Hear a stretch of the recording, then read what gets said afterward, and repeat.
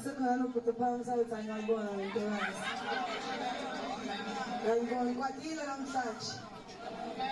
Ake nishaye ngezandla ukuthi nimbahle. Phela futhi nishayele mina ukuthi ngimuhle. Uyishayele nje izandla ungasami nanokuthi kimi kahle shaya izandla. Nkosi. Kodwa sisiphumzile kaze sikubone uma uphendukile akuna problem. Ngiyakwazi ukuphendula ngishayelele izandla nje la. Nibahle. Ama-CD asiphelele ke thina ke. Sinokufika kwenye indawo bavele basisupport babone ngani. Mina ngophumzile ngathi ngineminyaka 15 ukuthi ngikhula ngisho mina. Ngikhula ngisho iminyaka. Ake ngithi buya mntwana buyele ekhaya. Abantu abaningi banokuphika ukuthi hayi akusiyena uphumzile. Abanye baze banikele bathi sifuna ukuzwa ucula. Ngibaculele futhi nani manifuna unginikela kodwa ninikele ukuthi ngimculele ngizomculela noma ngacisha lapha ngiyaculela mina ngishayele nje inhlobo ukuthi ngicula kamnandi buya mntwana buyela ekhaya wazi wamuhle phumzile ngiyabonga hey awubaba wathi uyithinta khona sisi asikade sibona intombazana la ihlanzeni epake njengawe phumzile epake iziphake nangesiphongo Dicewa, ayesiphongo sakho siyangichaza. Ngibona ngiqhamuka lapha ngasesiphakathi ukuthi uphumzileke lo. Praise God. Oh, hallelujah.